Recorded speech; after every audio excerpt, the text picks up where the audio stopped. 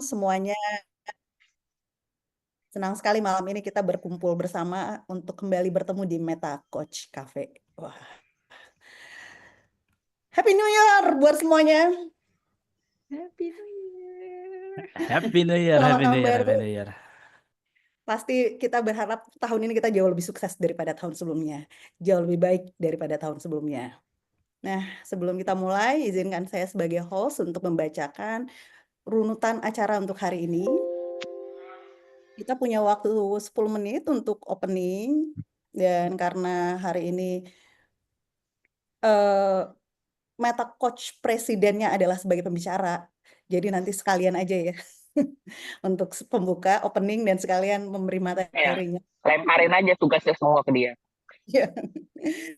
Lalu ada sesi pemaparan dan dilanjutkan dengan tanya jawab, dan sebelum closing kita akan melakukan foto bersama.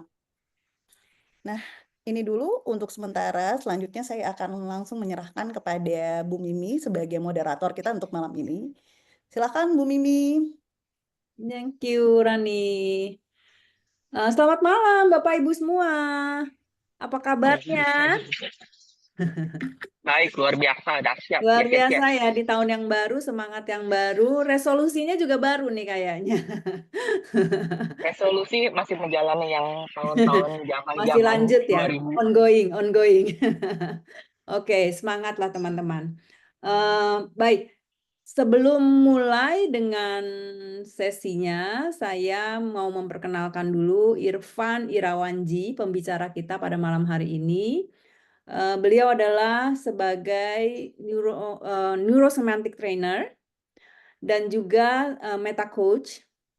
Dan Irfan juga sebagai presiden dari Meta Coach Foundation Indonesia. Nah, dan saya juga menginformasikan satu kabar gembira bahwa di tahun ini Irfan berhasil mencapai predikat sebagai profesional certified Meta Coach atau PCMC, satu level selanjutnya dari jenjang Meta Coach gitu ya. Jadi ini yang sudah dicapai oleh Irfan, dan dengan bangga bahwa Irfan adalah sebagai PCMC yang pertama di Indonesia, dan nggak cuma di Indonesia ya Van ya, untuk di Asia Tenggara rasanya gitu. Oke. Asia Tenggara atau Asia apa nih Van? Asia Tenggara. Kalau Asia Asia Cina kan Seluruh nggak ada. dunia lah, tanggung. Oke, baru saja lulus, fresh from the oven dari Desember yang lalu. So congratulations Van. Mudah-mudahan nanti teman-teman yang lain, Meta Coach yang lain juga bisa mengikuti jejak Irfan menjadi PCMC selanjutnya. Lalu apalagi ya? Oh ya, Van, kamu sebagai presiden dari director dari MCF Indonesia perlu memperkenalkan juga nih mengenai Meta Coach Cafe, Van. Silakan, Van. Teman-teman, terima kasih sudah hadir di sini. Assalamualaikum warahmatullahi wabarakatuh. Salam sejahtera buat semuanya. Meta Coach Cafe ini adalah acara yang dilakukan oleh Meta Coach Foundation Indonesia, tepatnya. Ini dilakukan sebagai sumbangsi kami para Meta Coach yang ingin memberikan manfaat yang lebih banyak kepada khayalak ramai. Karena kami yakin begitu banyak sumber daya yang kita miliki yang mungkin bisa dibagikan dan bisa berguna bagi teman-teman yang mendengarkan. Maka setiap bulan di minggu kedua, setiap hari Rabu di minggu kedua kita mengadakan Meta Coach Cafe. Awalnya ini dulu sebelum COVID offline semua, tapi setelah COVID kita pindah ke online karena di sini kita bisa reach lebih banyak orang dan kita bisa lebih berbagi, kita bisa lebih men-sharingkan apa yang kita punya, kita bisa saling berinteraksi satu sama lain, dan ini menjadi sesuatu yang membanggakan Meta Coach Foundation sendiri bukan hanya di Indonesia, tapi ini juga kita bawa-bawa ke internasional. Bahkan ini adalah salah satu bentuk kolaborasi dari para Meta Coach yang ada di Indonesia, dan kita ini salah satu komunitas Meta Coach yang paling banyak kolaborasinya di dunia. Maka kita pun dengan bangga bisa mengatakan pada co-founder dari Neurosemantics, Michael Hall sendiri, bahwa ini loh yang kita lakukan bagi pengembangan sumber daya manusia di Indonesia. Tujuan dari Neurosemantics sendiri itu dan Meta Coaching adalah bagaimana kita bisa mengaktualisasikan potensi kita sebagai manusia. Maka ini adalah apa yang kita lakukan untuk menjadi bagian dari Human Potential Movement yang ada di Indonesia, supaya masyarakat di Indonesia ini semakin berdaya. Inilah kenapa kita mengadakan ini semua. Dan terima kasih juga buat Mimi, buat Barani, dan buat para Meta Coach yang lain yang sudah pernah men-sharingkan dan akan men-sharingkan di masa depan. Dan juga terima kasih untuk teman-teman kalau misalnya bapak-bapak, ibu-ibu di sini mau belajar lebih banyak, saya undang untuk belajar. Karena neurosemantik sendiri adalah sesuatu yang buat saya sangat impactful dan itu mengubah hidup saya jadi lebih baik. Maka setidaknya dari sini kita bisa memperkenalkan neurosemantics dan apa itu meta coaching yang bisa digunakan untuk menjadikan kita sebagai manusia-manusia yang berdaya. Terima kasih. Oke, thank you, Van. Sebelum kita masuk ke inti acara, saya akan menginformasikan beberapa hal, teman-teman, bapak-bapak dan ibu-ibu. Boleh saya panggil teman-teman juga ya, biar kita lebih ikrip gitu. Oke, karena ini adalah dilakukan secara Zoom gitu, silakan Bapak Ibu yang tidak ada halangan untuk menampilkan wajahnya di kamera, untuk membuka kamera, biar kita bisa saling melihat ekspresi wajah masing-masing gitu ya. Walaupun kita berjauhan tapi terasa dekat. Kemudian yang kedua, kalau tadi kameranya nyala, untuk suaranya harap di mute dulu biar kita bisa mendengarkan dengan lebih jelas apa yang akan dipaparkan oleh pembicara kita. Kemudian nanti kalau ada pertanyaan, Bapak Ibu silakan tuliskan dulu di chat, gitu ya. Nanti saya akan bacakan di sesi tanya jawab. Kemudian karena kita tergantung sekali sama jaringan internet, ketika nanti Bapak dan Ibu kelempar keluar, silakan kembali lagi. Kami masih akan ada di sini sampai jam 9 malam nanti. Dan di akhir acara kita juga akan menginformasikan event-event selanjutnya. Jadi jangan leave dulu gitu. Kita akan ada ambil foto bareng-bareng juga. Rasanya sih itu teman-teman, kita sekarang juga record ya Bu Rani ya untuk sesinya. Jadi nanti teman-teman bisa mendengarkan kembali sesi ini di websitenya kami di Neurosemantik Indonesia. Oke, dan di akhir acara nanti kita juga akan menginformasikan grup WA yang permanen sehingga kalau Bapak Ibu teman-teman belum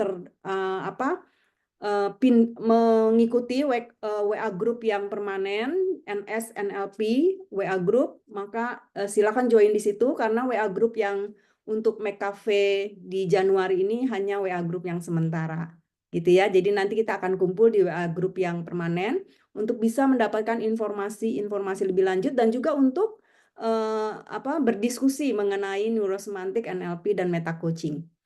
Demikian, Van, silakan Van. Aku berikan waktu dan tempat kepadamu untuk Baiklah. memulai. Thank you, Tim Mimi. So, mari kita mulai ya, without further ado. 7 path to neurosemantic success. Atau 7 jalur atau 7 langkah untuk kita bisa sukses secara neurosemantics. Maka sebelum ke sana mungkin perlu dijelaskan dulu neurosemantics itu apa. Neurosemantics sendiri berasal dari 2 kata. Neurologi atau tubuh. Semantics adalah makna. Maka bagaimana kita bisa menciptakan pemikiran yang akan nantinya terembodied di dalam diri kita untuk bisa kita lakukan. Neurosemantics adalah sebuah perkataan yang berasal dari Albert Korzybski tahun 1933. Ini adalah sebuah term di psikologi yang mengatakan bahwa tubuh kita akan dipengaruhi oleh pikiran dan pemaknaan yang kita punya. Begitu pula sebaliknya, pemaknaan kita pun akan dipengaruhi oleh tubuh kita. Maka sukses yang ingin saya sharingkan hari ini adalah bukan cuma sekedar sukses di behavior dan perilaku, tapi sukses secara pikiran, secara pemaknaan, dan secara perasaan juga. Nah, 7 path dari neurosemantic sukses ini awalnya saya pikirkan ketika diminta untuk mengisi, boleh nggak kok isi Januari? Boleh. Mau isi apa? Kayaknya sukses menarik. Dan ketika saya sedang berpikir tentang ini, saya teringat ke sebuah cerita. Ceritanya begini. Ada seorang raja di sebuah kerajaan. Dan raja ini memiliki kerajaan yang begitu luas, begitu indah. Tetapi sayang jalannya masih berbatu. Karena jalannya berbatu, setiap kali si raja itu turun ke kotanya, dia langsung berpikir, ini kenapa jalanannya nggak enak? Kenapa aku nggak bisa menikmati keindahan kota-kotaku? Kenapa aku nggak bisa menikmati keindahan alam di sekitar kerajaanku? Hanya karena jalannya berbatu. Dan lalu raja itu berpikir keras dengan segala pemikirannya, orang-orang pintarnya dikumpulin. Dan akhirnya dia memutuskan sesuatu. Dia dapat satu ilham. Karena kita ingin membuat jalan yang baik, marilah kita meminta seseorang, kita utus seorang, utusan raja, untuk bisa membuat kerajaan ini menjadi satu tempat yang nyaman untuk bisa kita tinggali. Maka saya minta seluruh jalan berbatu itu ditutupi oleh kulit sapi. Karena di dalam pikirannya kulit itu adalah sesuatu yang lembut. Dan bapak-bapak, ibu-ibu, zaman itu mereka masih berjalan menggunakan kasut yang dari jerami. Bahkan raja sekalipun dia juga tidak masih menggunakan yang seperti kita lakukan sekarang. Nggak kayak pakai Nike Air Force One, nggak pakai New Balance 990, nggak pakai sepatu Yeezy, nggak. Tapi mereka masih menggunakan sepatu yang primitif. Dan lalu dipikir-pikir sama si orang yang ditunjuk sama si raja ini untuk dia bisa menyukseskan keinginan raja ini, apa yang dia perlu lakukan. Dan dia mulai menghitung berapa banyak ribuan, bahkan mungkin puluhan ribu sapi yang perlu dislaughter, perlu dipotong, disamak kulitnya, lalu supaya bisa mengcover semua jalanan berbatu itu. Dan tiba-tiba orang yang diutus ini punya satu pemikiran. Kenapa semua jalannya yang perlu di-cover dengan kulit sapi? Kenapa nggak kaki Baginda saja yang ditutupi oleh kulit sapi sehingga Baginda akan nyaman jalan dimanapun? Dan akhirnya ide itu diterima. Akhirnya Bagindanya bisa menikmati kota-kota indahnya, alam-alam indah di seluruh kerajaannya tanpa perlu mengorbankan banyak sapi yang ada di kerajaan itu. Pelajarannya apa? Ini menjadi contoh metafora yang saya berikan tentang sukses. Kadang kita mencari sukses di luar sana. Kita mencari sukses yang kita inginkan. Kita mencari sukses di dalam apapun yang kita lakukan, apapun yang kita katakan. Entah di dalam relationship kah, entah di dalam pekerjaan, entah di dalam kesehatan, finansial, atau bahkan di dalam hubungan sesama dengan kita, pelayanan kepada masyarakat. Tapi kadang-kadang kita lupa bahwa semua kesuksesan yang ada itu dimulainya dari dalam. Nggak dimulai dari depan. Nggak dimulai dari luar. Bahkan kesuksesan yang kita punya itu selalu diciptakan 2 kali. Pertama kita sukses di dalam, baru kita bisa sukses di luar. Sukses di dalam maksudnya apa? Karena biar bagaimanapun setiap dari kita itu terbentuk dari bagaimana kita berpikir, bagaimana kita merasa. Di dalam pikiran kita itu ada selalu pikiran-pikiran yang that goes within us, ada pikiran-pikiran yang masuk ke dalam diri kita, berkecamuk, dan akhirnya itu akan menciptakan perubahan di dalam diri kita. Nah, pikiran-pikiran itu apa aja? Pikiran-pikiran itu pasti dimulai dari bayangan. Kita selalu membayangkan, bentuknya bisa gambar, bisa suara, bisa perasaan, bisa self-talk atau di auditori digital. Lalu kita selalu mencari bagaimana kita bisa mengerti tentang sesuatu, understanding. Dan understanding ini pasti didasari dari apa yang sudah kita pelajari dari memori. Dan understanding pun akan menciptakan sebuah memori baru. Sampai akhirnya kita percaya, believe bahwa understanding ini akan membantu saya untuk melakukan sesuatu. Dan akhirnya ini semua kita pikirkan ulang-ulang, karena manusia itu adalah tempatnya berpikir, kita merefleksikan dengan reflexivity kita untuk kita bisa melakukannya. Dan itu didasari dari intention atau niat. Dan ini semua kita lakukan untuk memprediksi masa depan.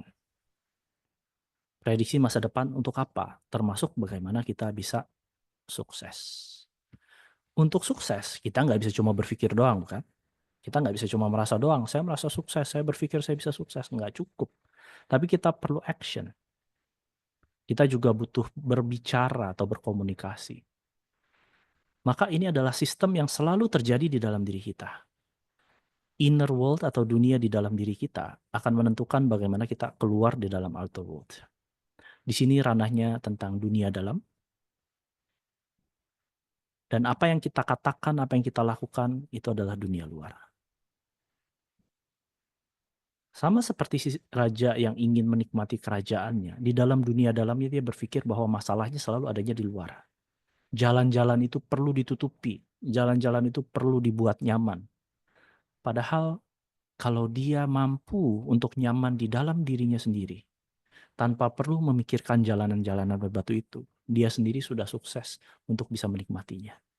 Tapi di dalam dunia dalamnya yang dia lihat adalah kekurangan-kekurangan. apa yang tidak bisa dia lakukan, apa yang tidak dia nikmati.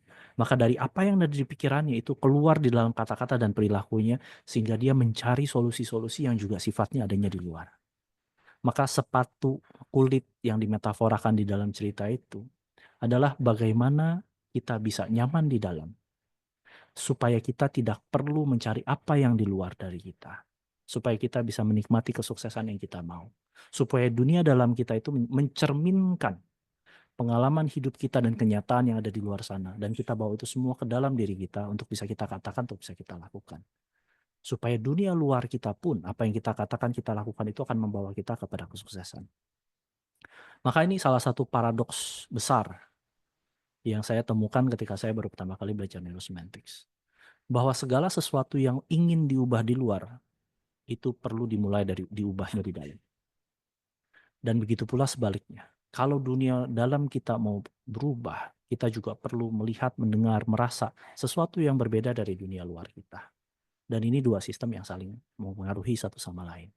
Pikiran kita akan dipengaruhi dari apa yang kita lihat. Apa yang kita lihat akan mempengaruhi apa yang kita pikirkan. Nah, pertanyaannya adalah, apakah kita akan menjadi korban dari dunia luar kita? Dengan cara apa? Dengan membiarkan dunia luar itu mengendalikan dunia dalam kita. Padahal kita nggak bisa kendaliin apa-apa loh. Kita cuma bisa mengendalikan sampai sebatas ujung jari kita. Sebatas ujung jari kita inilah akhir dari apa yang bisa kita kendalikan. Suara begitu sudah saya katakan, sudah saya keluarkan, udah nggak bisa saya tarik lagi. Saya sudah nggak bisa mengendalikannya lagi. Perilaku saya pun sama, sebatas jari-jari saya aja. Dan itu hanya sebatas tubuh saya. Itu semua karena pikiran saya. Maka semua dimulai dari dunia yang ada di dalam diri kita. Untuk mencapai kesuksesan yang kita mau. Untuk mencapai sukses itu sendiri, maka apa yang perlu kita lakukan di dalam dunia dalam kita? Karena ini tentang neurosemantics, tentang pemaknaan, maka dimulai dari mendefinisikan sukses itu sendiri. Apa sih sukses buat kita? Coba teman-teman share dari chat. Sukses buat kita apa sih? What is success for me? Apakah sukses itu tentang uang? Apakah sukses itu tentang kesehatan? Atau tentang apa? What is success? Yuk, coba share di chat. Apa itu sukses? Kemampuan mewujudkan apa yang penting buat saya, Kak Anta. Terima kasih. Mewujudkan sesuatu yang penting. So, perwujudan, itu sukses. Apa lagi? Mewujudkan sesuatu yang penting. Pasti sukses itu ada sesuatu yang penting. Yang ingin diwujudkan. Saya sukses kalau apa? When we become the best version of ourselves. Menjadi the best version of ourselves. So there is a version of me. Dan ketika saya jadi version best, itu saya sukses. Oke, apa lagi?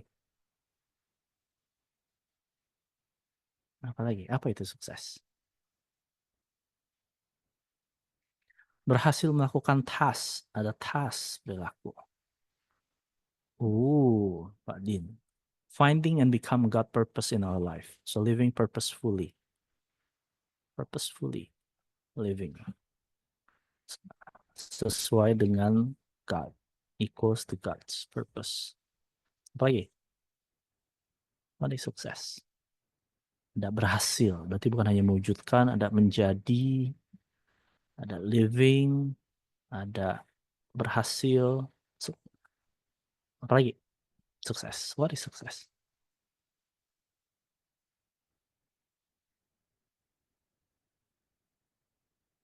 Cuma 4.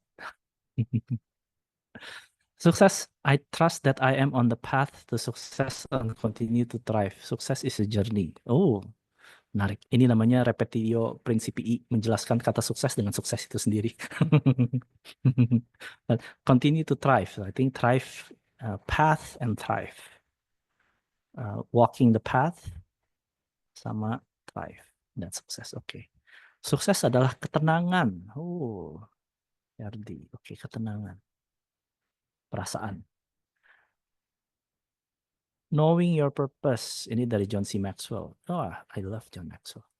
Knowing your purpose, growing into maximum potential, sowing seeds that benefit others. Ini John Wooden banget.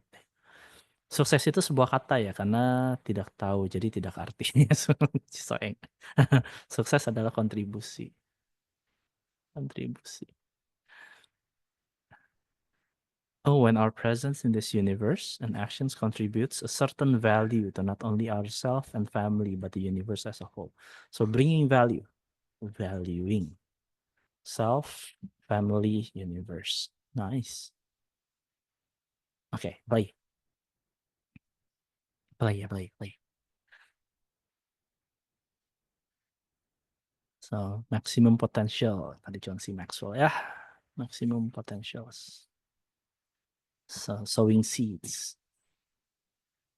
Purpose sudah tadi. Seeds that benefit others. Oke, apa lagi? Ini ngomong-ngomong gak ada jawaban benar, gak ada jawaban salah ya. Semua jawaban pasti benar. Jadi gak ada yang salah. Semua benar. Sukses adalah sebuah keputusan. Oh, ini kayaknya sering dengar di ini nih. Sering di motivator-motivator. Sukses adalah keputusan kita. Itu kayak satu slogan yang menarik tuh. Keseimbangan dalam hidup. Keseimbangan. Ini kalau ngomongin keseimbangan, gue langsung ingetnya kenapa katanya timbangan ya. Langsung tiba-tiba gue merasa gak sukses. Ingatnya timbangan. Keseimbangan. Oke, apa lagi? Nah, when we live the way that we have been designed, live with gratitude. So ada gratitude di sini. Itu verbnya. Loving what we do. Loving what we do. Oke. So thank you teman-teman. Ini semua adalah kata-kata yang sifatnya benar. Karena saya nggak punya hak juga untuk menentukan yang mana salah, yang mana benar.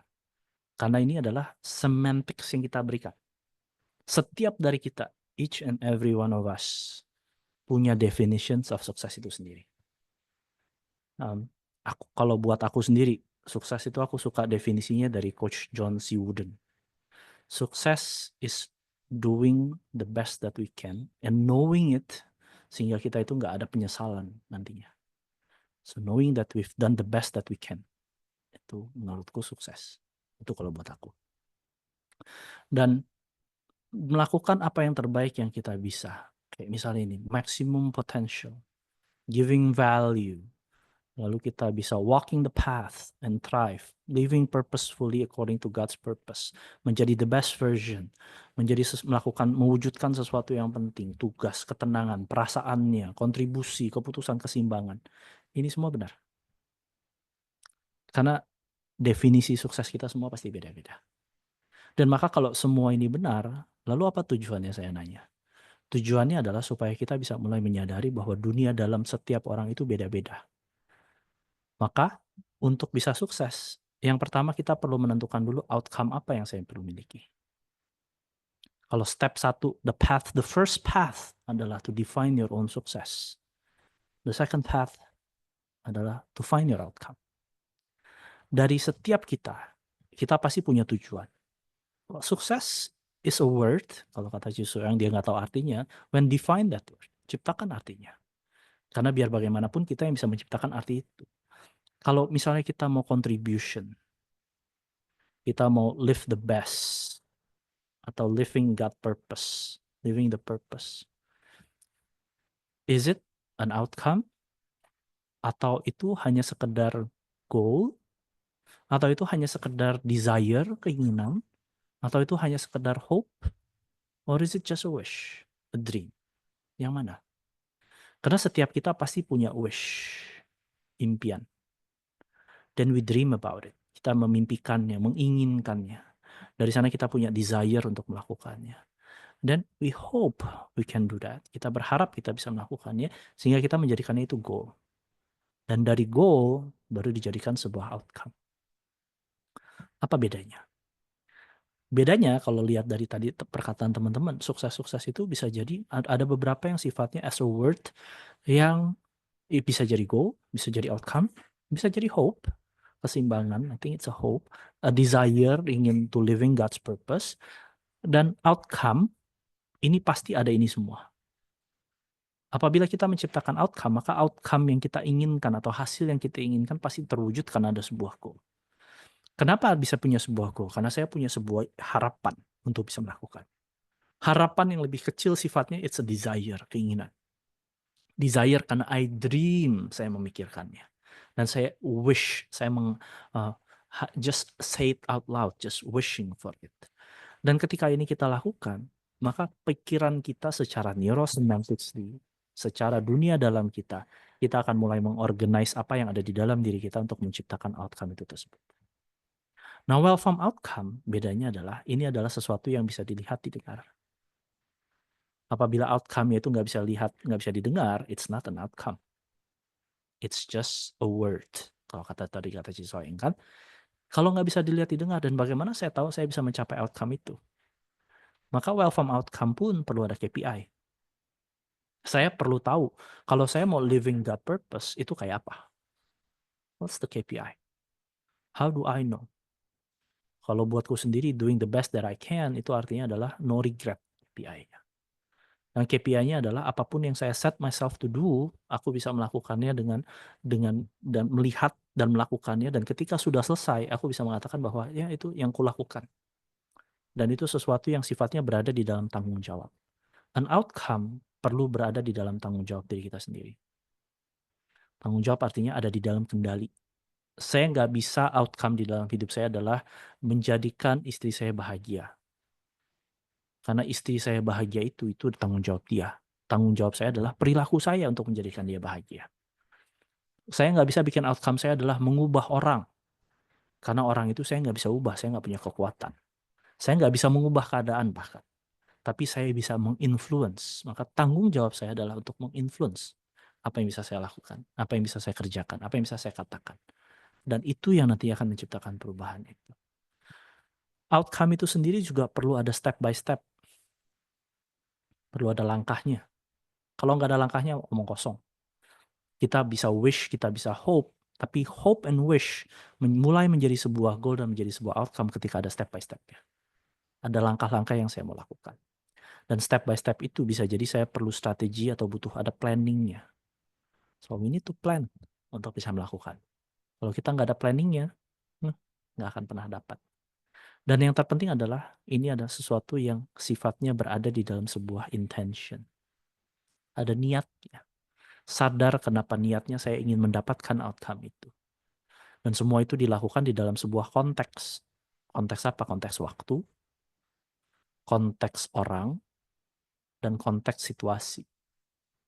Semua pasti ada di dalam konteksnya. Kalau outcome saya nggak ada waktunya, bagaimana saya bisa jadikan itu sebuah outcome? Karena saya nggak ada batasan. Kalau nggak ada orang-orang yang terlibat di dalamnya dan itu hanya diri saya sendiri, pasti saya bisa influence kok. Saya mau influence siapa? Ya, tadi giving us the best that we can to serve others, sow seed that benefit others.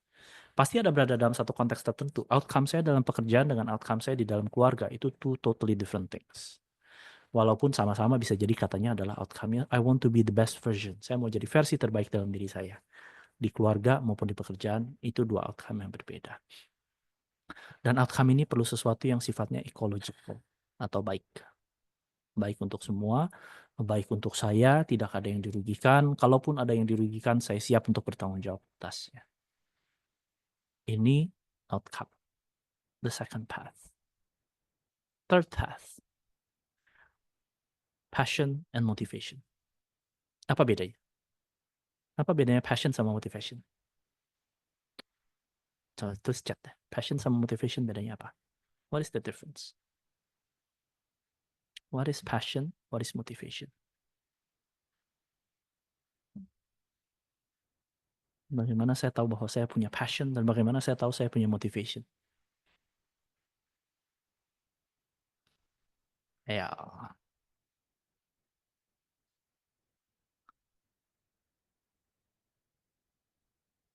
apa bedanya? Ya, itu saja chat. Silakan.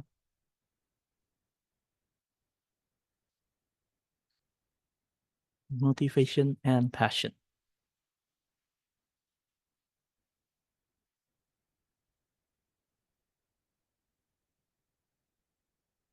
Atau mau pakai cara Cisoeng, nggak tahu kan itu nggak dikasih arti.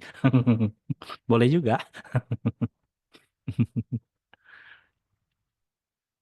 Saya baru sedang menyadari kalau itu beda. Nggak apa-apa. Motivation is drive. Oke. Sedangkan kalau passion, coba ya. Motivation and passion.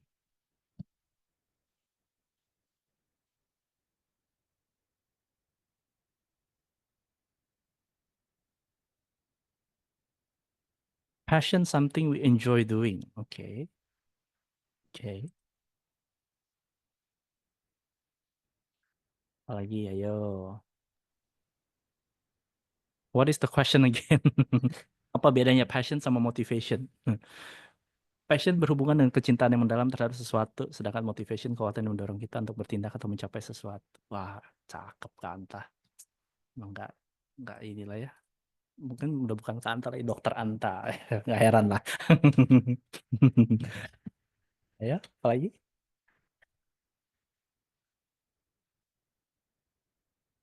Passion like what we do without paid. Motivation real reason what we do something. Oke, bisa.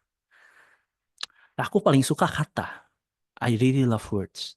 Karena kata itu memberikan kita arti. Kalau tadi Ciso yang bilang kata itu nggak diberikan arti, maka kata itu nggak ada artinya. Maka ini sesuatu. Motivation alasan melakukan sesuatu. Passion titik. Oke. Passion makes us think often about it, how to do it better. BRB cari thesaurus boleh. Passion is what we love to do even if we don't get paid. Betul. Motivasi dorongan yang timbul karena ingin mencapai suatu tujuan. Passion kesuksesan walaupun melakukan tidak ada tujuan khusus. Oke. So, ya, I won't torture you any longer. So, ini yang aku dapatkan. Kenapa aku bilang aku suka kata? I really like to find the etymology atau asal dari kata itu sendiri. Motivation itu berasal dari kata motif. Motif itu adalah why we move. Kenapa kita bergerak? Maka di dalam motivasi pasti ada energi. Ada energi kenapa saya ingin mencapai sesuatu itu. There is energy. Ada motifnya, ada alasannya kenapa saya mau melakukan. Sedangkan passion itu dari kata passionem. Passionem itu artinya suffering, enduring. So passion is what we suffer, is what we endure. Apa yang saya pertahankan. Dan passionnya ini adalah sesuatu yang saya jalankan, tapi karena saya menyukainya begitu besarnya, sehingga saya endure di dalamnya. Passions create persistence. Passions itu akan menciptakan resilience. Passion itu akan terlihat dalam bentuk apa? Terlihat di dalam bentuk bagaimana dia mempertahankan motivasinya untuk dia bisa terus meneruskan melakukannya. Dan passion itu bisa jadi something that we do, yang we really love, something yang kita sukai untuk melakukannya. Dan bahkan kita willing to suffer atasnya. Tadi Cimimi bilang, aku lulus PCMC. Itu membutuhkan waktu 5 tahun deliberate practice untuk bisa lulus. One of the highest standards in the world di dalam coaching. Kalau bukan passion, aku nggak akan endure untuk melakukan itu. Dibutuhkan untuk 10 kali ujian untuk aku bisa lulus. Dan itu semuanya nggak di Indonesia, kecuali yang terakhir di Indonesia. Di Hong Kong, di Mauritius, di Malaysia, baru terakhir itu di Bali. Kalau nggak di-endure, kalau aku nggak willing to suffer, all the pain di dalam belajar, all the energy, all the effort, semua yang saya undergo, semua yang saya lakukan, nggak akan bisa mencapai itu. Tapi itu ada motivationsnya, motifnya. Motif itu ada sesuatu yang mendorong. Dan ini semua comes from intention, dari niat. Maka aku senang sekali tadi melihat ada intention kita adalah how to be the best that we can be. Intention kita adalah living God purpose, bukan hanya live for ourselves, bukan hanya untuk diri sendiri, tapi juga untuk intentionnya adalah untuk bagaimana membagikan apa yang kita punya kepada orang-orang. So intention itu akan drive the energy. Makanya kalau di neurosemantics dibilang bahwa your energy flows where your attention goes, as directed by intention. Energi kita akan mengalir kemanapun perhatian kita berada, selama itu didasari dari niat yang sangat kuat. Maka untuk bisa sukses, kita nggak cukup cuma punya motivasi.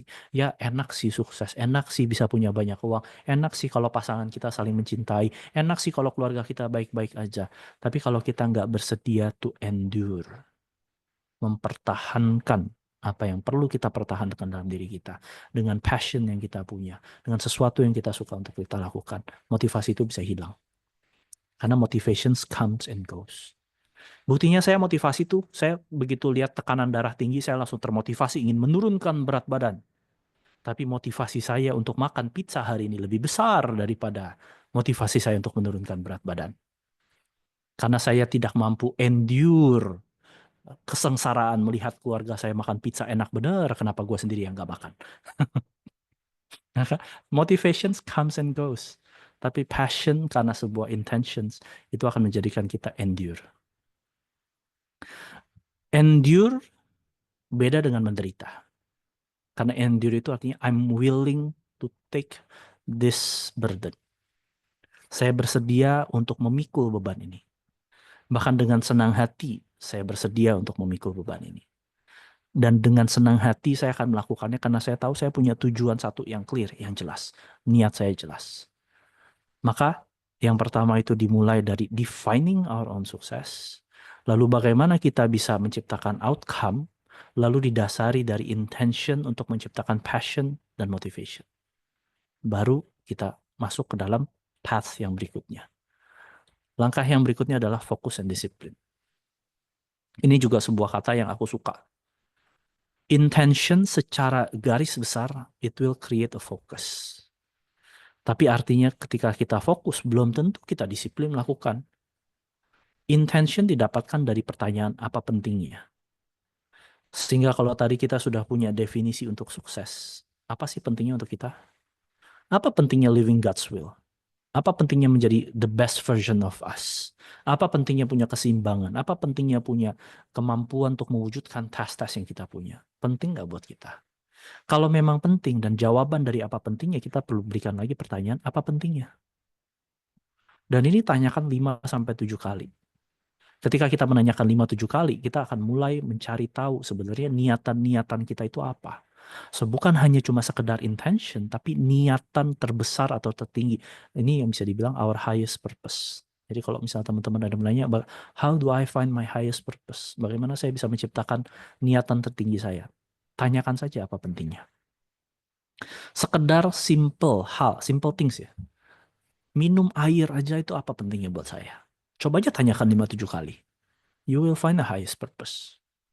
Dan highest purpose itu sendiri adalah sesuatu yang kita sadari karena kita punya referensi dan memori di masa lalu. Maka saya juga nggak bisa bilang bahwa living God purpose, is that the highest purpose? Well, kalau orang itu nggak pernah belajar tentang Tuhan, nggak pernah belajar tentang agama, dia nggak akan punya purpose itu. Ada orang yang highest purpose-nya adalah cuma untuk menikmati kenikmatan duniawi, and that's fine. Karena itu dia, bukan kita. Kalau kita mau hidup di dalam highest purpose kita, ada ciptakan highest purpose sesuatu yang memang saya mau lakukan. Karena highest purpose saya akan membantu saya untuk bisa fokus my energy. Bukan cuma sekedar fokus, tapi fokus yang sifatnya like a laser beam. Fokus yang sangat menginti, fokus yang sangat tajam, fokus yang sangat bisa untuk kita memberikan seluruh energi usaha kita di dalam mencapai apa yang kita inginkan. Fokus yang pertama. Tapi fokus is not enough. Fokus karena itu adalah sebuah pemikiran dan perasaan atau yang kita bilang sebagai sebuah state. The state of focus itu sendiri kalau kita terus-terusan fokus kan capek. Nggak mungkin kita fokus terus itu ya. Nggak bisa. Fokus comes and goes. Maka kita perlu satu hal lagi supaya fokus kita tetap terjaga. Disiplin. Nah, disiplin ini juga etimologinya menarik.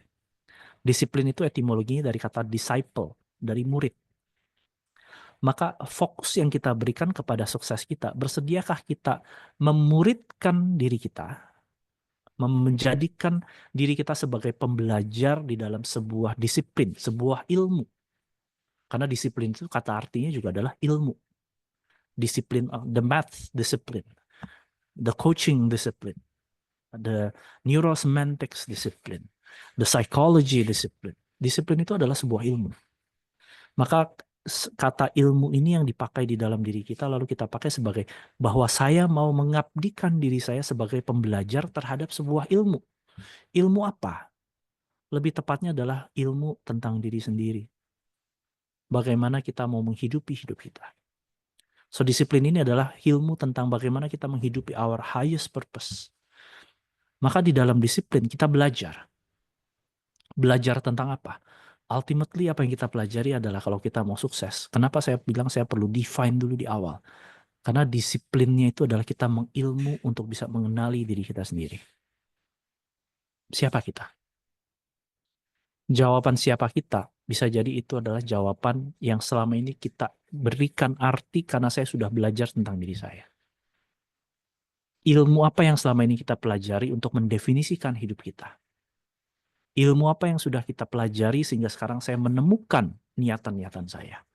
Maka menentukan ilmu yang saya inginkan untuk bisa menghambakan diri saya kepada ilmu yang saya mau memuridkan diri saya kepadanya, itu akan membawa saya pada sukses. So, fokus dari niat, disiplin dari kesediaan kita untuk belajar terhadap sebuah ilmu yang kita ingin lakukan. Dan disiplin itu adalah juga sesuatu yang kita bilang to do, something to do. Sesuatu yang mau dilakukan over and over. Apabila itu adalah sesuatu yang penting, dan kita mau belajar tentangnya. Ini menariknya tentang manusia. Manusia yang mampu mengaktualisasikan semua potensi di dalam dirinya adalah manusia yang tahu kenapa dia mau belajar, apa pentingnya dia belajar, sehingga ketika dia belajar, dia semakin jadi ingin belajar. Beda dengan hal-hal yang sifatnya tubuh fisik dan duniawi. Begitu saya lapar, saya makan, saya kenyang, saya udah nggak lapar. Begitu saya haus, saya minum, haus saya hilang, saya nggak haus lagi, saya nggak cari air lagi. Begitu saya ngantuk, saya tidur saya hilang, saya nggak cari lagi. Tetapi ketika saya belajar tentang diri saya menemukan siapa saya, semakin saya ingin lebih mengenali diri saya. Dan semakin saya mengenali diri saya, semakin saya ingin belajar. Maka sukses itu adalah hasil dari bagaimana kita menjaga pikiran kita, menemukan apa yang penting buat kita, lalu saya menghambakan diri saya untuk belajar lebih bagaimana cara saya bisa menghidupi apa yang penting buat saya. Dan kalau memang dalamnya ada referensi-referensi tentang Tuhan, tentang agama, tentang pembelajaran, tentang highest calling, dan itulah ilmu-ilmu yang selama ini sudah kita pelajari. So, fokus dan disiplin. Ini path yang keempat. Yang kelima, discipline is not enough. We need to be flexible. Fleksibel kenapa? Karena walaupun kita sudah memplanningkan apa yang saya mau lakukan untuk mencapai sukses saya, walaupun saya sudah berusaha, dunia tetap akan berubah kok. Planning yang saya punya untuk bisa kurusin berat badan itu dalam 3 bulan pikiran saya bisa 10 kilo. Tapi kenyataannya hari ini saya makan pizza. Jadi kemungkinan akan mundur 2 atau 3 hari. So, menjadi fleksibel di dalam planning membutuhkan sesuatu yang khusus. Yang ini aku pikir umum di dalam dunia psikologi. Tapi kalau di dalam neurosemantics yang kita sebutkan adalah ada 2 hal. Namanya power zone atau zona kendali dan self-esteem atau kebernilaian diri. Kalau di bahasa psikologi namanya self-agency, dan self-esteem kalau di psikologi itu namanya unconditional positive regard. Kemampuan saya untuk mengendalikan diri saya sendiri, itu adalah self-agency. Mengetahui bahwa semua pikiran saya, semua perasaan saya, dan semua perkataan dan perbuatan saya itu adanya di dalam diri saya. Dan sedangkan self-esteem adalah bagaimana saya menghargai atau bagaimana saya menilai diri saya sebagai makhluk yang bernilai. Menilai diri. Kenapa saya perlu menilai diri? Karena saya adalah makhluk yang berharga. Kita ini semua makhluk paling mulia kok. Ciptaan yang paling luar biasa. Kita ini diciptakan secara besar, secara ajaib di dalam kandungan ibu kita. Dan tujuan kita hidup itu adalah untuk menciptakan keindahan-keindahan, kebaikan-kebaikan, bagaimana kita bisa membawa hidup kita ini menjadi sesuatu yang bermanfaat buat orang lain, itu karena kita berharga. Apa hubungannya dengan fleksibel? Kalau saya nggak mampu mengendalikan diri saya, lalu sukses saya itu terhalang oleh hal-hal yang sifatnya di luar diri saya, dan akhirnya saya akan menjadi korban. Tanpa fleksibilitas itu, saya akan membiarkan membiarkan hal-hal di luar sana itu untuk mendefinisikan sukses buat saya.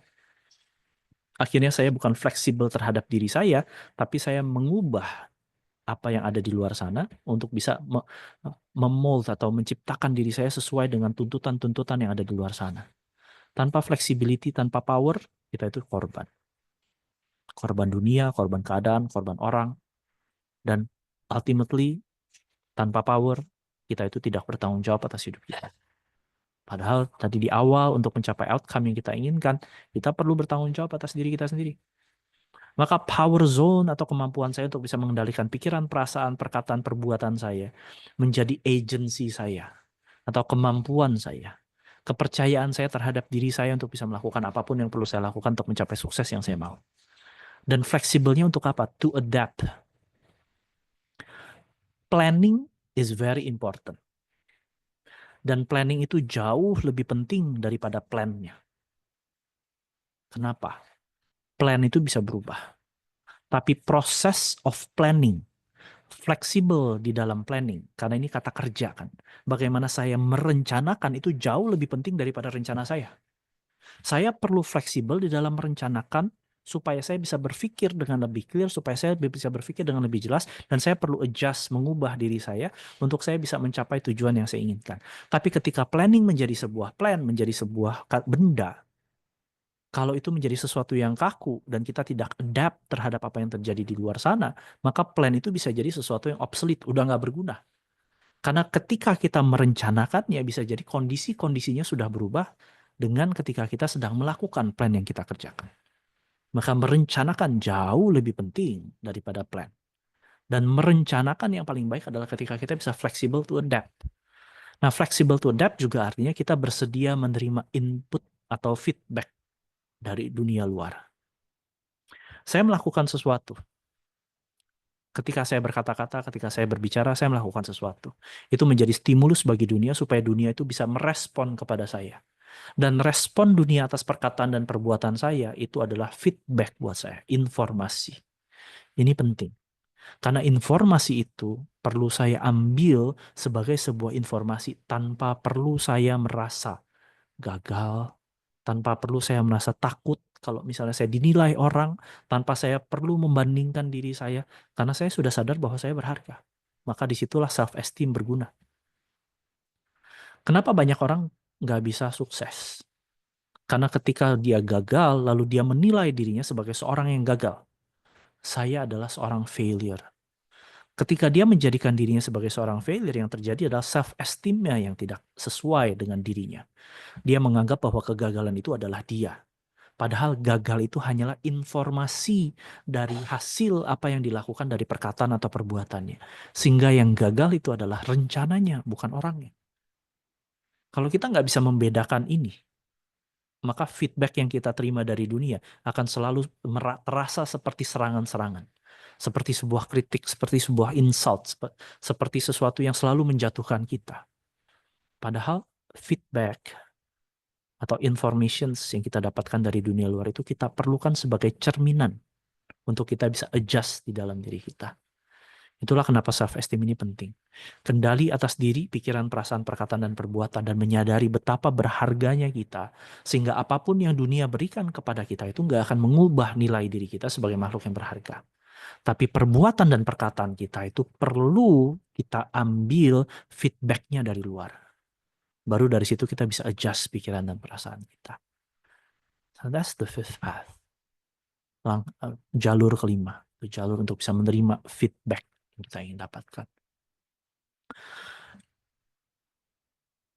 Yang keenam, enjoy the ride. Kebanyakan dari kita hidup di dalam dunia yang fast pace, sangat cepat. Dunia itu sangat cepat. Dunia itu adalah sesuatu yang dimana kita ingin segera melakukan sesuatu setelah kita selesai melakukan sesuatu. Ini adalah salah satu nasihat yang Michael Hall berikan kepadaku. Sepertinya dia menangkap bahwa saya ini orang yang suka discounting. Saya suka bisa menganggap sebuah pencapaian sebagai sesuatu yang biasa aja, bahkan mungkin semua orang bisa. Ini pertanyaan yang saya tanya kepada Michael pada saat itu. Saya tanya sama dia, Michael, aku udah sukses nih PCMC. I define that as success. Karena setelah 5 tahun belajar, setelah lebih dari 1.500 coaching hours, setelah lebih dari 10 kali ujian di 4 negara, akhirnya lulus. Dan pertanyaanku simple pada dia. Why am I not happy? Kenapa aku nggak happy? Kenapa aku merasa biasa aja? Kenapa aku merasa bahwa it is what it is? Bahkan ketika teman-teman menyemangati, ayo pasti bisa, kali ini pasti lulus. Aku pikiranku adalah, lulus enggak ya udah. Dan Michael menjawab satu hal gini, you need to learn to savor the moment. Savoring. Kata savoring ini menarik. Savoring itu artinya menikmati setiap saat. Bukan hanya menikmati, tapi benar-benar dirasakan. Dan savoring the moment itu leads to joy. Membawa pada sukacita. Maka saya sebagai seorang yang sudah belajar sekian lama tapi masih punya discounting, it's very normal. Itu sesuatu yang sifatnya biasa. Dan ini terjadi karena kenyataannya adalah saya tidak bisa menghargai diri sendiri. Maka every successes, bahkan yang terkecil pun kita perlu savor. Karena di dalam behaviorism, psikologi kita belajar bahwa segala sesuatu yang positif kalau di reward, dia akan self-reinforce. Dia akan jadi lebih kuat.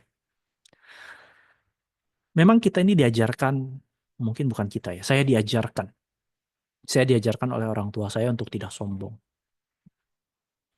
Don't think too full of yourself. Jangan terlalu memikirkan berlebihan tentang diri sendiri. Jadilah orang yang rendah hati. Dan rendah hati kalau kebablasan jadinya rendah diri. Mengerdilkan diri sendiri. Karena saya belajar untuk menghargai diri sendiri. Maka baru saya bisa mulai menikmati masa-masa itu. Menikmati kenikmatan-kenikmatan yang sudah saya miliki. Jadi kalau teman-teman ada yang pernah membaca email dari Michael di akhir tahun, dia bilang adalah semoga kita bisa savor every moment. Segala hal-hal kecil yang kita lakukan, yang kita dapatkan dari dunia, nikmati, savor it. Bahkan bukan hanya hal-hal yang positif, hal-hal yang negatif pun kita bisa savor kok. Selama itu tidak menjadikan diri kita orang yang pahit. Artinya apa? Yang di-savor bukanlah kepahitannya, tetapi rasa syukur atas pembelajaran yang bisa kita dapatkan daripadanya. Karena kita ini manusia yang suka belajar. Setiap dari kita itu punya insting untuk belajar. Maka belajarlah untuk menghargai diri, untuk menikmati setiap langkah-langkah, bahkan sekecil-kecil apapun. Di-savor, dinikmati. Supaya apa? Supaya setiap segala sesuatu yang kita lakukan dengan baik, itu menjadi sesuatu yang sifatnya self-reinforcing. Sesuatu yang lebih menguatkan saya lagi untuk melakukannya dengan lebih baik lagi. Barulah dari situ kita bisa menjadi the best versions of ourselves. Bagaimana mungkin saya bisa menjadi the best versions of me, atau bagaimana mungkin saya bisa menghidupi highest purpose saya kalau saya mendiskon diri sendiri. Dari katanya aja kan nggak mungkin. Best version sama discount, it's very different. Kalau saya sudah menjadi best lalu saya discount, jadinya apa? Kalau saya ingin living to God purpose, tapi saya mendiskon diri sendiri, saya merasa bahwa saya nggak mampu, saya merasa bahwa saya nggak layak, saya merasa bahwa saya nggak bisa, bagaimana mungkin kita bisa menghidupinya? Maka menghargai diri sendiri juga dimulai dari menghargai segala hal-hal kecil yang terjadi di dalam diri kita. To savor the moment. Dan ini juga adalah sesuatu yang saya belajar. Sampai sekarang pun saya masih belajar to savor. Menikmati, menghargai hal-hal kecil. Dan menghargai diri, ini adalah satu proses yang akan membantu kita untuk bisa bersyukur. Karena kata dasarnya adalah sama. Bahasa Inggrisnya kan value. Kata kerjanya adalah valuing. Valuing ketika jadi state itu adalah gratitude. Bagaimana saya bisa bersyukur atas apa segala sesuatu yang terjadi. Dan secara ilmiah, secara saintifik, secara psikologi sudah dibuktikan bahwa rasa bersyukur itu menciptakan sukacita, bahagia. So enjoy the moment. Di dalam perjalanan kita untuk mencapai sukses apapun yang kita ingin lakukan, nikmati. Mudah nggak? Belum tentu. Bisa jadi sesuatu yang challenging. Bisa jadi sesuatu yang membutuhkan segala macam hal yang perlu kita endure dengan passion kita. Bisa jadi itu sesuatu yang challenging yang memberikan kita banyak sekali feedback sehingga kita bisa belajar. Banyak sekali mungkin hal-hal di luar sana yang tidak sesuai dengan ekspektasi dan harapan kita. Mungkin kita perlu jaga emosi, kita perlu menjaga pikiran kita perlu merusak beberapa pertemanan yang mungkin sudah tidak berguna buat kita. Kita mungkin kehilangan orang-orang, mungkin nggak mudah. Tapi selama kita bisa belajar daripadanya dan menghargai itu sebagai satu proses, itu yang akan memberikan kita memperkuat energi dan fokus kita. Sehingga ini semua saling terhubung. So, menghargai diri. Savoring the moment. So that's the sixth path. Langkah 6. Langkah ke-7. This might sound weird, tapi knowing when to quit. Nggak ada salahnya lo berhenti. Kalau memang ternyata bukan itu yang diinginkan, lebih cepat berhenti lebih baik. Waktu saya muda, saya suka sekali perkataan Winston Churchill.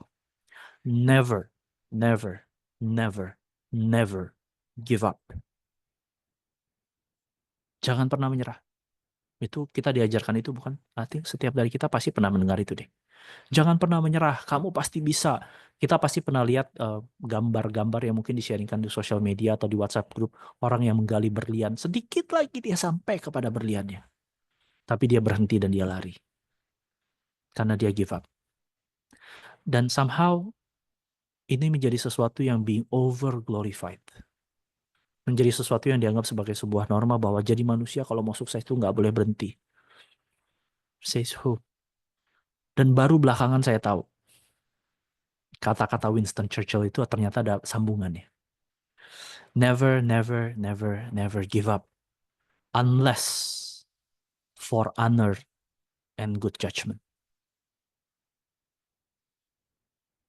So never give up kecuali untuk sesuatu yang terhormat dan untuk sesuatu yang sudah dipikirkan matang-matang.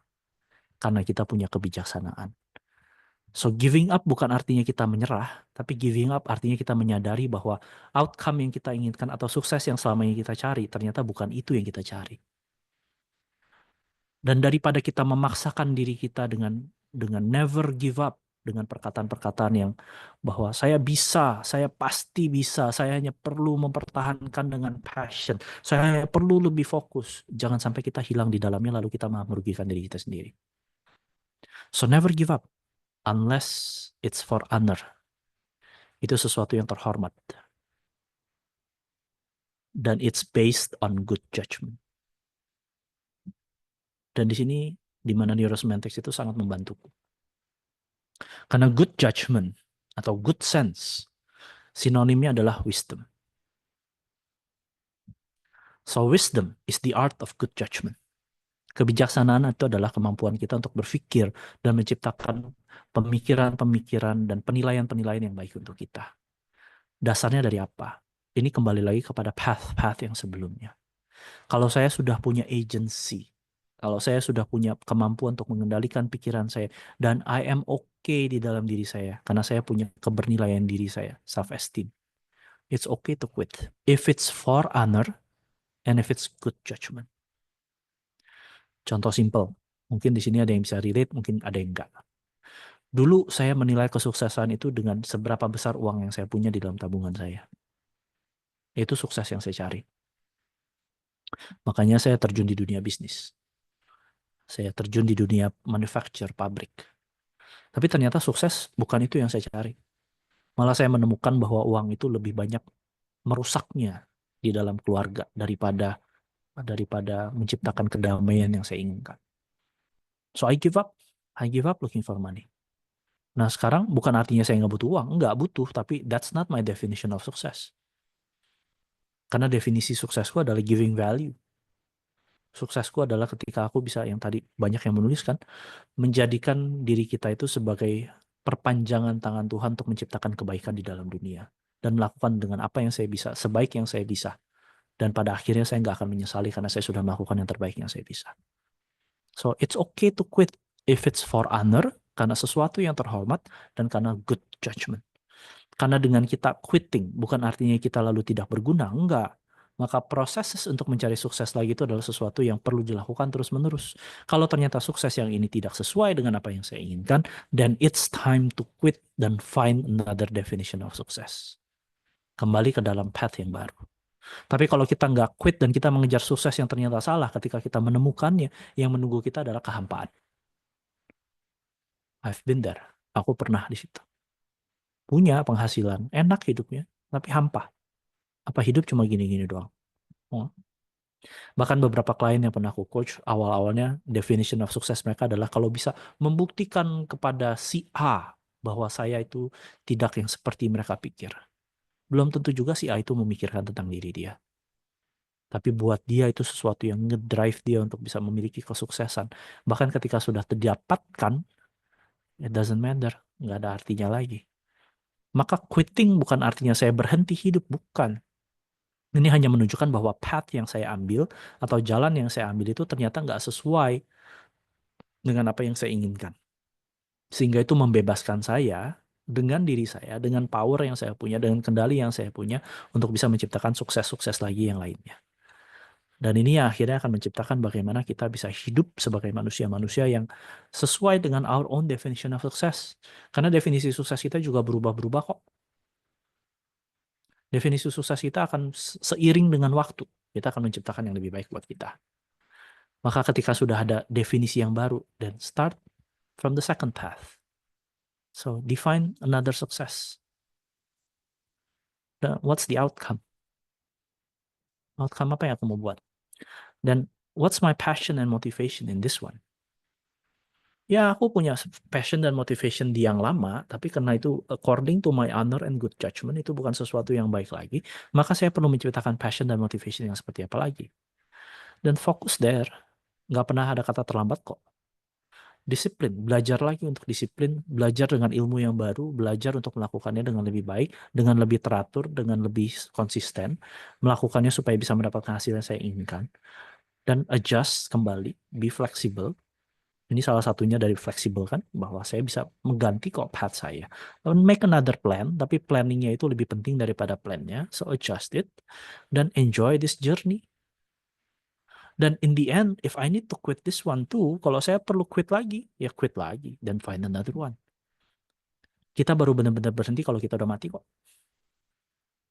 So that's the path. Semua path yang perlu kita ambil. Might work, might not work. Mungkin berhasil untukku, mungkin nggak berhasil untuk teman-teman. Try it out.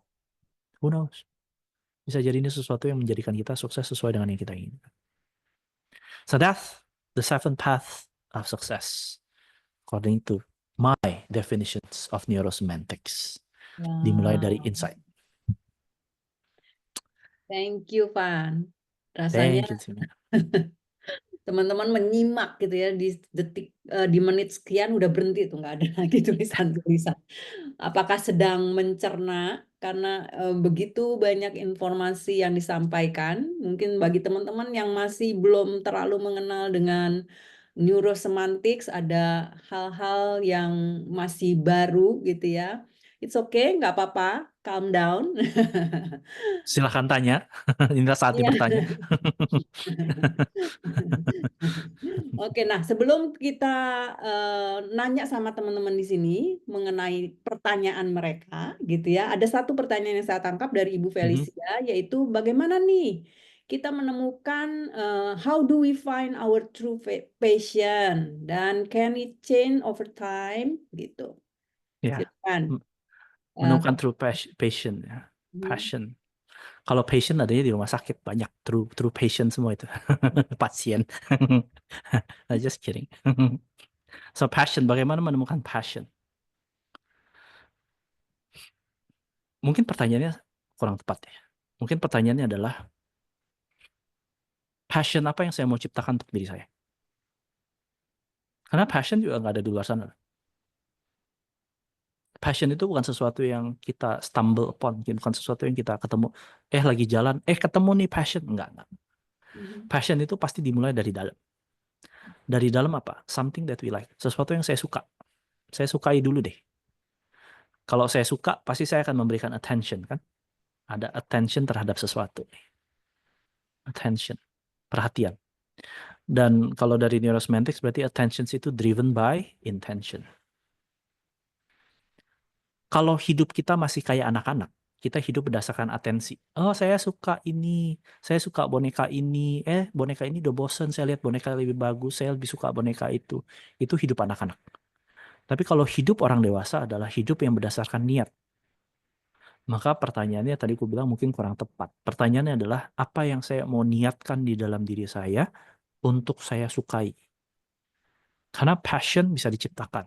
Di dalam neurosemantik sendiri ada prosesnya untuk menciptakan passion. Aku akan sharingkan simpelnya aja ya. Jadi nggak perlu yang full pattern.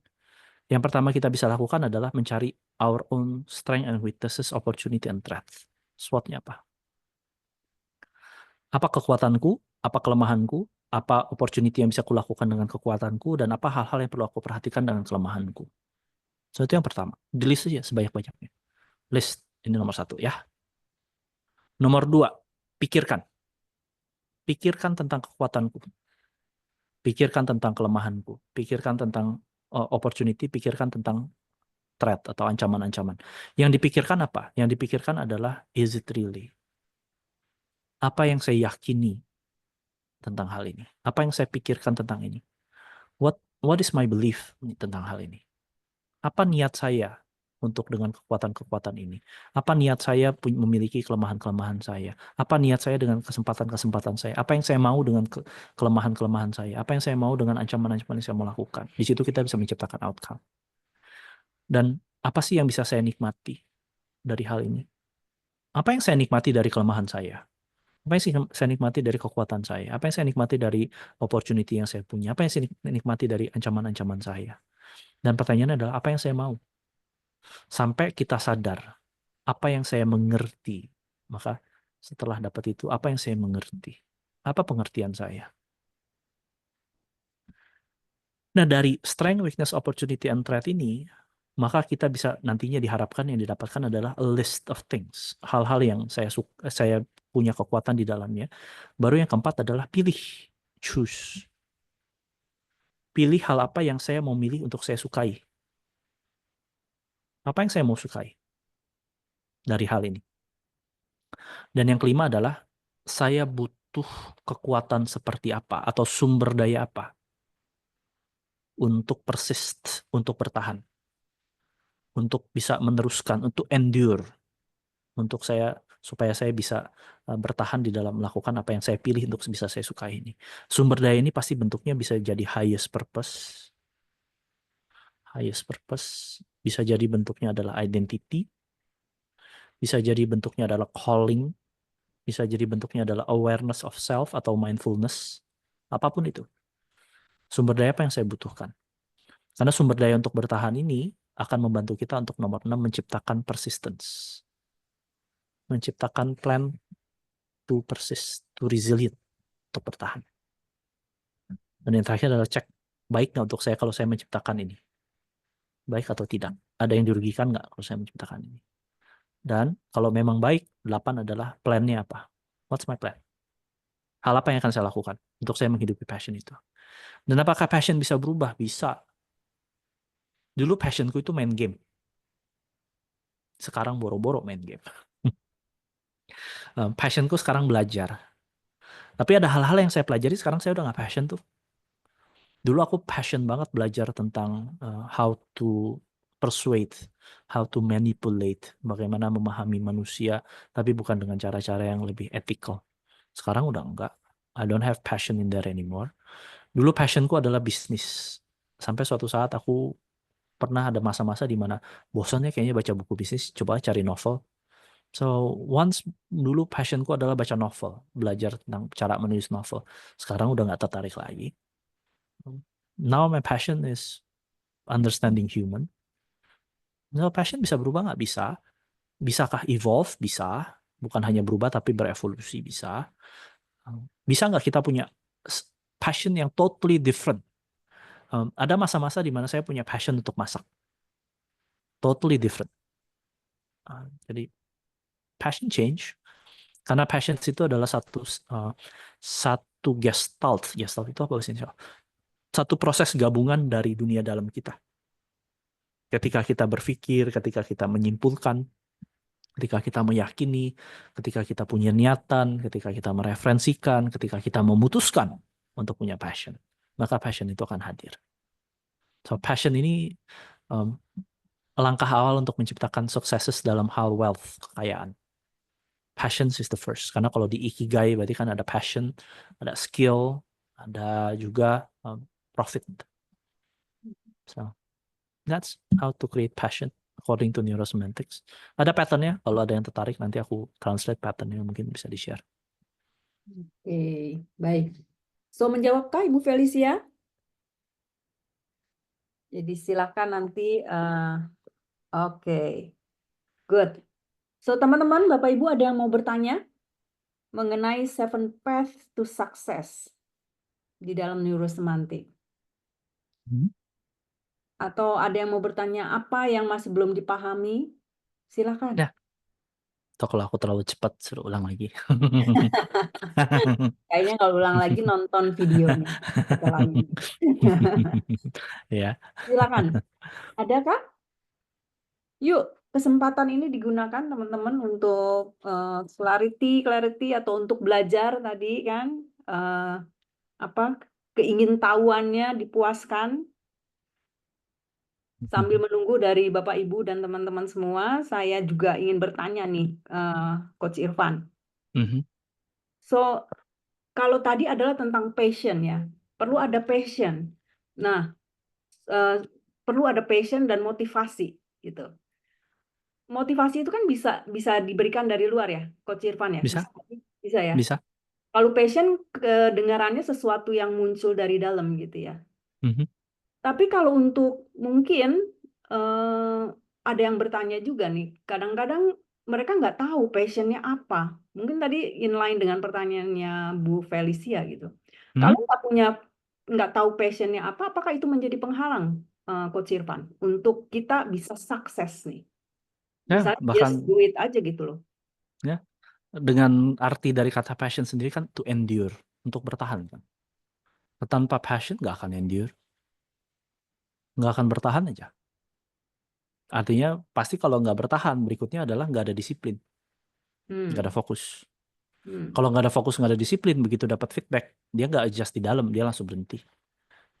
Dan kalau itu terus terjadi seperti itu, hati-hatinya gini, ketika kita berhenti karena lack of passion atau lack of definition atau dari apapun itu dan kita berhenti, tanpa adanya pemahaman tentang diri yang clear, karena dari disiplin ilmu tentang diri sendiri kan, ilmu tentang mempelajari tentang diri sendiri, hati-hatinya bisa menarik sebuah kesimpulan yang salah bahwa saya adalah orang yang gagal. Saya nggak pernah berhasil dalam hidup saya. Saya nggak pernah bisa menghidupi passion saya. Saya nggak punya passions. I'm a passionless person. Dengan kata lain dia bilang apa? Kalau dengan definisi artinya berarti kan saya nggak mampu bertahan dengan hidup ini.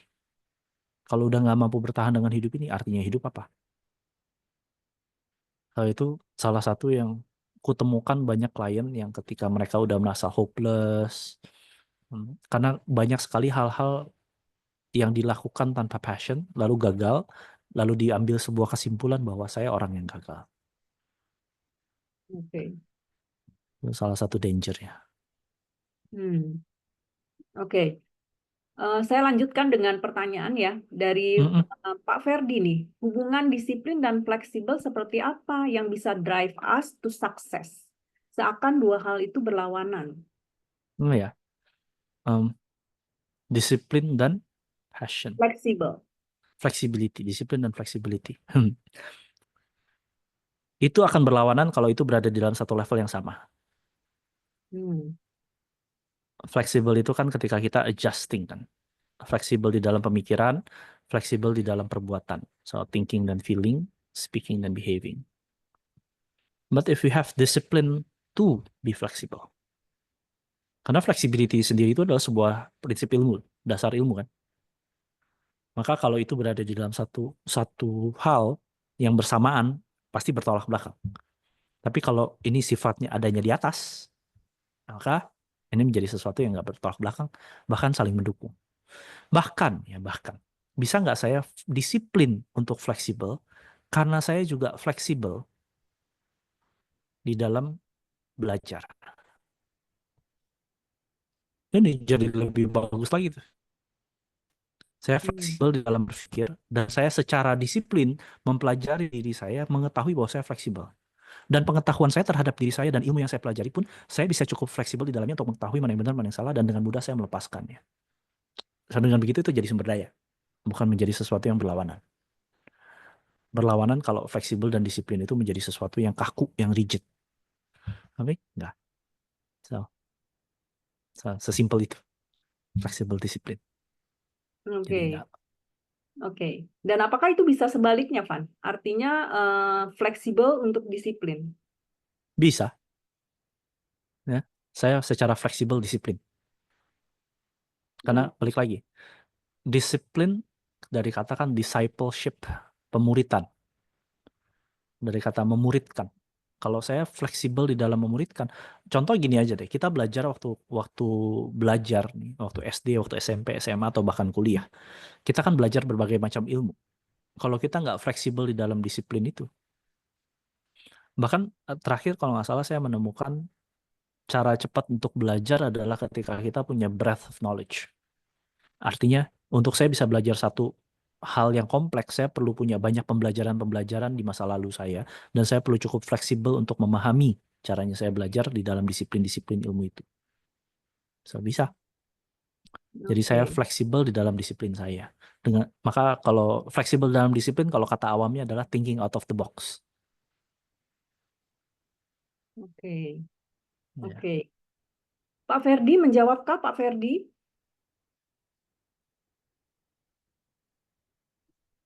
Semoga menjawab. Semoga Ntar kalau menjawab. dia berlawanan, suruh dia berkawan aja. Lagi nulis Lagi pertanyaan nulis. lanjut. Lanjut sip. Oke. Oke. Lagi nih, dari Pak Alan. Selanjutnya dari Pak Alan ya. Dari Pak Ah. Alan. What if passion clash with needs? Sometimes yang kita sukai tidak cukup bisa menghidupi kita. Then, which way to choose? Passion clashes with needs. Ini kalau ngambil dari Maslow ya. Karena needs itu kan levelnya di bawah nih. Survival. Tentu ini yang pertama. Tapi bukan artinya ketika saya nggak punya means of survival lalu saya nggak bisa menghidupi passion, nggak juga. Karena berikutnya adalah security. Di sini adalah social atau longingness atau love. Berikutnya adalah self atau ego. Sedangkan passion itu kan sifatnya self-actualizations. Jadi self-actualization. Living to the passion, living to the highest purpose itu namanya self-transcendence. Saya hidup lebih dari cuma sekedar diri saya. Maka aku pikir mungkin bukan clash, tapi choosing bagian dari diri mana kita yang perlu kita penuhi terlebih dahulu. Karena aku punya passion juga untuk menghidupi diri sendiri kan. Kita bisa punya passion di dalam segala hal. Dan yang kita sukai tidak bisa menghidupi hidup itu hanya satu bagian dari apa yang kita lakukan. Contohnya gini.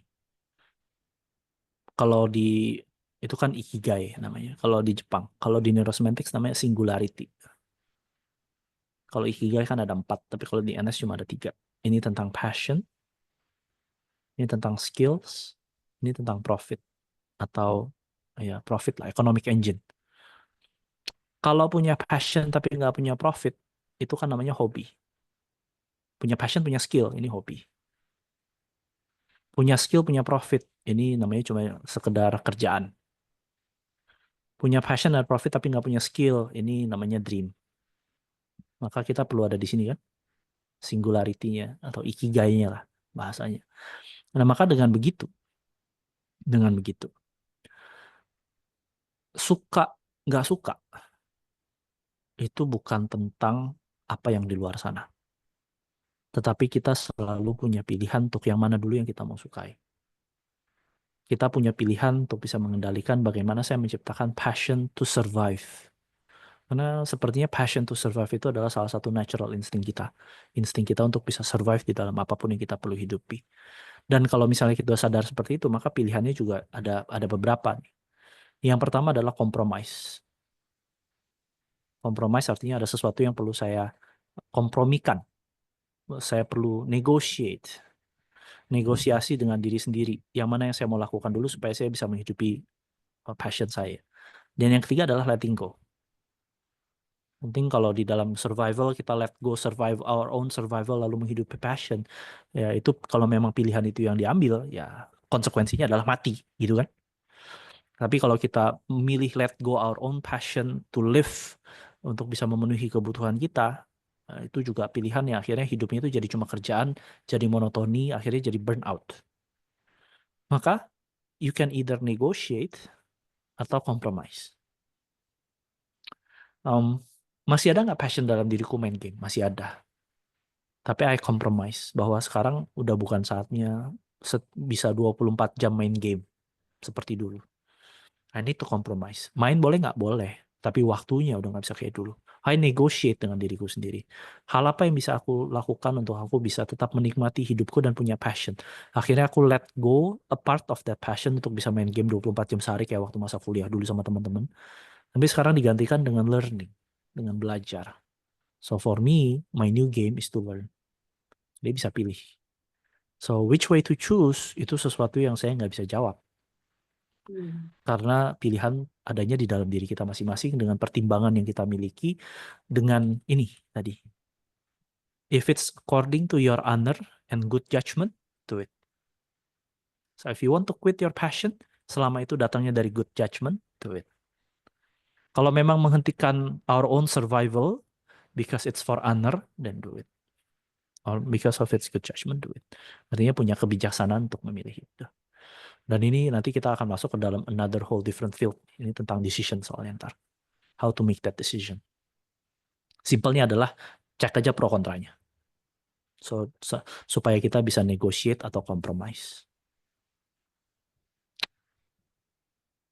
Semoga itu menjawab. Loading nih. Loading. Gimana Pak Alan? Menjawab nggak Pak Alan? Make sense nggak? Iya. Asal jangan minta dipilihin ya Pak ya. Bapak Iya. pilih sendiri, mempertimbangkan sendiri dengan wisdom, Iya.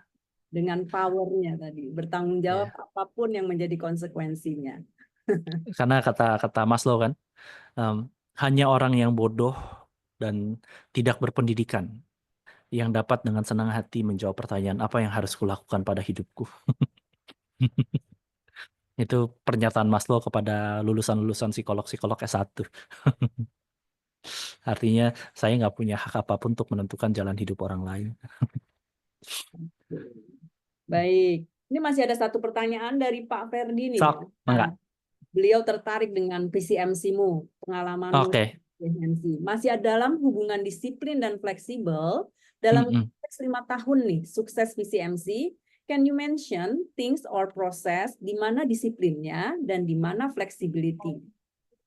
Nah, disiplinnya dalam deliberate practice, dalam latihan. Nah, ini menariknya tentang coaching. Karena coaching itu kita nggak bisa menentukan si kliennya itu akan ngomong apa. Bahkan di dalam praktisku pun, aku pernah debat sama Michael gini. Michael, ilmu neurosemantics, ilmu ACMC, PCMC, ataupun ilmu-ilmu yang kita pelajari, disiplin tentang human itu kan sangat berbeda.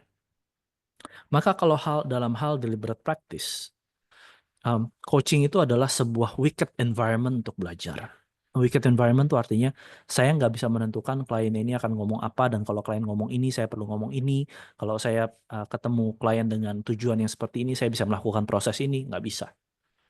Saya hanya disiplinnya di dalam deliberate practice karena saya belajar untuk memahami manusia secara utuh. That's the discipleship yang saya pilih untuk saya belajar dan saya menghambakan diri kepada ilmunya. Itu deliberate practice-nya. Di dalam deliberate practice-nya itu saya perlu bisa fleksibel di dalam memahami orang. Karena setiap klien itu setiap saat, setiap waktu pasti beda-beda. Mungkin sama. Nggak ada satupun klien yang ceritanya sama. I need to be flexible di dalamnya. Dan bahkan di dalam deliberate practice-nya secara disiplin pun saya perlu saya perlu fleksibel di dalam menentukan cara. Bagaimana saya akan berlatih dengan klien yang berbeda-beda. Tanpa fleksibilitas itu disiplinnya nggak akan jalan. Maka memahami mana struktur, mana konten. Saya fleksibel di dalam structure, dan saya fleksibel di dalam konten. Dan disiplinku adalah untuk fleksibel di dalam dua-duanya supaya aku bisa menciptakan disiplin yang baru di dalam hidupku. So, this in itself a discipline. Discipline to be flexible in the discipline. So, itu kalau konteks sih. Latihannya 5 tahun berarti kan sekitar 1000-an jam latihan. Ya. Bahkan belajarnya juga setiap tahun aku ketemu Michael Hall dari sejak tahun 2015 itu minimal 2 kali. Minimal. Ada yang kadang 3, ada yang kadang 4. Tiap tahun. Dimanapun dia di dunia. So, itu satu disiplin untuk bisa mencari ilmunya selama dia masih ada. Fleksibelnya adalah kemampuanku untuk mencari sumber daya untuk aku bisa ketemu dia 2-3 kali setiap tahun dimanapun di dunia. Itu konteksnya juga begitu. Ya. Oke. Tarik napas. Jadi jangan sampai nggak napas. Kalau nggak napas bahaya. Jangan lupa juga dilepas, Pak. Iya, jangan ditahan terus. Keluarnya dari tempat yang lain kan nggak seru juga. Oke. Ya. 5 menit menuju akhir acara. Apakah masih ada mungkin satu pertanyaan pendek gitu? Ya, kalau ada. Satu pertanyaan pendek dariku, Pan. Bagaimana Ya. kita tahu bahwa feedback itu yang kita dapatkan? Bagaimana mendapatkan feedbacknya? Tadi kan salah satu stepnya adalah mendapatkan feedback. So, bagaimana kita mendapatkan feedbacknya? Buka mata, buka telinga, buka hati. Karena feedback itu selalu kita dapat, nggak mungkin enggak. Tinggal kita mau melihat apa enggak. Selama kita sudah cukup secure, aman dengan diri sendiri, kita bisa melihat feedback itu di mana-mana. Karena kita ini kan hidup di dalam sebuah sistem yang namanya kehidupan. Apa yang saya lakukan pasti akan berdampak. Apa yang tidak saya lakukan juga akan berdampak. Maka feedback itu selalu ada di mana-mana. Kalau kita bisa membuka mata, hati, pikiran, semuanya itu kita tune untuk mendapatkan feedback. Karena tadi tujuannya adalah definition of the success yang aku bilang adalah I want to do the best that I can. Tanpa perlu ada regret. Dan feedback itu bukan hanya dari orang luar, bahkan dengan kontemplasi, dengan berpikir, dengan menenangkan diri, lalu merewind movie yang kita ambil, kita bisa belajar banyak. Dan caranya banyak banget, bisa journaling, bisa self-reflexivity, bisa minta ke teman-teman dekat, atau bahkan dari orang-orang yang kita nggak suka pun, mereka itu pun feedback buat kita. Orang-orang yang nggak suka sama kita pun itu feedback buat kita. Bisa dari pasangan, bisa dari anak. Dan ini menariknya, aku punya satu belief begini, bahwa Tuhan itu cukup sayang sama kita sehingga dia memberikan kepada kita apa yang kita perlukan untuk kita pelajari. So kalau kita buka mata hati, pikiran, perasaan, Tuhan akan memberikan apa yang akan kita perlu pelajari dan itu feedback buat kita. Kalau untukku sendiri ketika belajar PCMC, salah satu feedback yang aku pelajari adalah bisa membedakan antara arogan sama bangga. Pride and arrogance. Itu salah satu pelajaran penting. Ya, cuma nggak di-share di sini. Waktunya udah nggak ada. Baik, nanti kita set lagi another time Irfan ya. Nantikan sesi selanjutnya dengan Irfan. Aduh, gantung. Oke, sebelum kita mengakhiri, saya akan summarize apa yang sudah kita dengarkan dari pemaparan Coach Irfan. Jadi ada 7 path gitu ya menuju sukses menurut neurosemantics. Bagaimana kita menyelaraskan antara apa yang ada di pikiran makna dengan perbuatan kita ataupun performance-nya kita mengenai sukses. Jadi nggak cuma sukses di luar, tapi juga sukses di dalam. Dan dikatakan di awal bahwa start dengan dirimu sendiri di dalam, di dunia internalnya diberesin dulu gitu ya. perlu tahu definisi suksesnya masing-masing. Jangan nyontek. Kalau nggak cocok, nggak usah dipaksain. Karena bisa berbeda definisi sukses yang satu dengan yang lainnya. Lalu yang kedua, clearly bikin outcome-nya seperti apa yang diinginkan. Lalu yang ketiga adalah cek passion-nya gitu ya. Apakah dirimu mempunyai passion yang membuat kita itu mampu untuk bertahan. Karena di dalam journey-nya pasti ada naik turun, roller coaster, bagaimana kita bisa bertahan perlu ada passion. Temukan gitu kan, passion-nya apa, create gitu. Tadi kalau Coach Irfan bilang create your passion gitu. Lalu fokus, perlu fokus dan juga disiplin ya. Ada feedback, selalu lihat feedbacknya apa, menyesuaikan, fleksibel gitu ya dengan feedback yang didapatkan. Dan di neurosemantik selalu enjoy, selalu ada kata enjoy sampai ada presuposisinya don't be too serious, then you can get stupid gitu. Jadi nggak boleh terlalu serius. Jadi enjoy itu juga salah satu hal yang menarik di sini. Dan yang ketujuh adalah tahu kapan waktunya untuk berhenti ya, ketika memang sudah dipertimbangkan secara masak-masak dan itu sesuatu yang terhormat gitu ya. Jadi perlu ada wisdom juga di situ. Baik, itulah 7 path yang mari kita coba di tahun ini menjadi salah satu cara untuk mencapai resolusi kita ya. Nanti laporan di tahun depan. Oke. Saya kembalikan kepada host kita, Ibu Rani, silakan. Wah, terima kasih Bu Mimi, terima kasih Ko Irfan. Luar biasa ya hari ini ya. Kita sampai tercekat, tidak mau berkata-kata. Sangat menyimak. Tekan. Dalam banget. Sekarang kita tutup dengan foto bersama. Teman-teman silahkan menyalakan kameranya supaya kita mendapatkan pose terbaik kita. Bu Mimi boleh dilepas pinnya? Oh, oke. Pinnya siapa ya? Sorry. Pinnya ada di... Pinnya di siapa? Di Irfan kah? Udah nggak ada. Di tempat Udah nggak ada. Udah nggak ada. Aman. Tapi kenapa di saya jadi semuanya ada? Cuma ada Bu Mimi ya? Nah, lo. Semuanya nggak Ayo lo. Ayo. Tempatku udah nggak semuanya nggak kelihatan dari Bu Mimi. Coba layarnya view-nya. digeser. View-nya galeri. View-nya udah galeri. Masih pin. Udah di grid. Nggak ada yang Masih di pin. Bu Mimi yang ngomong. Ya udah Apa kalau ada gitu yang bisa Cimimi aja ngambil foto. gambar? Cimimi foto. Ya. Ya, semua yuk foto-foto Lagi yuk. siapa nih untuk foto-foto? Pak Teddy, Pak Din, Pak Ferry baru kelihatan. Sip. Jessica, hai. Ya. Oh, ada Rifki, ada Rani, hai. Nah, lihat giginya diperlihatkan. 1, 2, 3. Goceng. Ceban. Satu lagi. 1, 2, 3. Oke. Terima kasih. Thank you semua. Thank you semua. Thank you Bro Irfan, thank you. Thank you, baby. Thank you. Terima kasih. Selamat malam. Semoga bermanfaat. Selamat malam. Ya, Terima kasih semua teman-teman. Assalamualaikum.